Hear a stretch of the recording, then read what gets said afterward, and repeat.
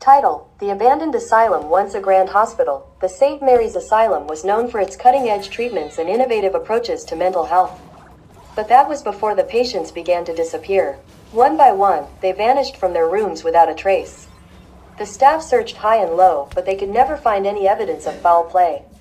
Eventually, the hospital was forced to shut down due to the mysterious disappearances, and it sat abandoned for years.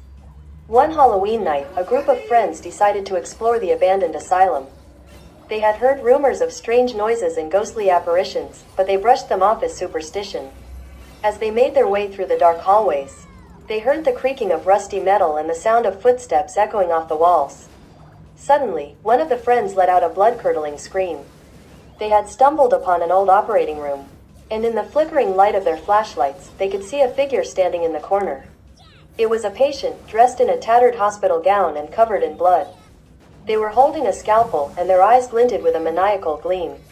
The friends tried to run, but the doors were locked. They were trapped, with nowhere to hide. As the patient slowly advanced on them, they realized with growing horror that they were not alone in the asylum. The ghosts of the vanished patients were still there, and they were seeking revenge on anyone foolish enough to enter their domain. The friends never made it out of the asylum alive, and their bodies were never found. To this day, the St. Mary's Asylum remains a cursed and haunted place, where the spirits of the dead still roam the halls in search of their next victim. Title: The uninvited guest. Sophie was excited to move into her new apartment, a cozy studio in the heart of the city. She loved the bustling energy of the neighborhood and the convenience of being close to her job. But her excitement soon turned to fear when she started to notice strange things happening in her apartment. At first, it was just little things, like doors opening and closing on their own and the sound of footsteps in the hallway when no one was there. But then Sophie began to see something moving in the corner of her eye. A dark figure lurking in the shadows. She tried to brush it off as her imagination, but the feeling of being watched never went away. One night, Sophie was awoken by a loud banging on her front door. She got out of bed and cautiously made her way to the door, but when she looked through the peephole, she saw no one there. Just as she was about to go back to bed, she heard a voice whispering her name. It sounded like it was coming from the other side of the door. Sophie was terrified, but she summoned up the courage to open the door. To her horror, she saw a figure standing there, its face twisted in a grotesque mask of rage. The figure lunged at Sophie, knocking her to the ground. As she struggled to get up, she saw that the figure was not human, but a monster with razor-sharp claws and glowing red eyes. Sophie knew she had to get out of the apartment, but the creature was blocking her path. She managed to grab a lamp and swung it at the creature, hitting it in the face.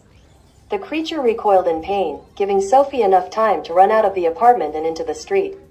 She didn't stop running until she was far away from her old apartment. Sophie never went back to that apartment, and she never saw the creature again. But she knew that it was still out there, lurking in the shadows, waiting for its next victim to invite it in. Title: The Witching Hour. It was a dark and stormy night when Sarah decided to go for a walk in the woods. She had always been drawn to the forest, with its gnarled trees and misty pathways. As she made her way deeper into the woods, she heard the sound of chanting in the distance. The voices were low and guttural, and they seemed to be coming from a clearing up ahead. Sarah cautiously approached the clearing and saw a group of figures huddled around a fire. They were dressed in dark robes, and their faces were obscured by shadow. As she watched, one of the figures stepped forward and raised a dagger to the sky. The others began to chant in unison, their voices rising in intensity.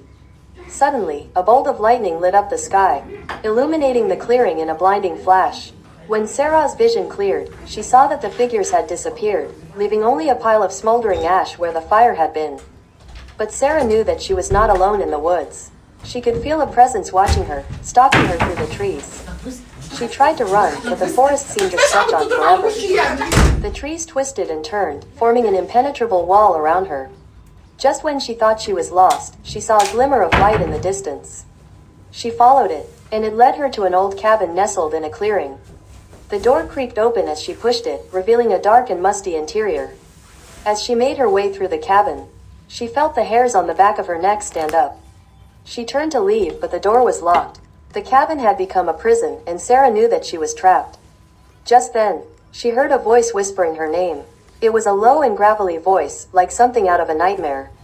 Sarah turned around and saw an old woman standing in the shadows. Her eyes glinted with a wicked gleam, and her crooked fingers reached out to grab Sarah. Sarah tried to run, but the old woman was too fast. She trapped Sarah in a corner. And Sarah knew that she was facing a witch. The witch cackled as she raised a wand to cast a spell. Sarah closed her eyes, waiting for the worst. But then, something strange happened. The cabin began to shake and groan, and the walls started to crumble. The witch disappeared into the chaos, and Sarah was thrown out of the cabin. She stumbled back into the forest.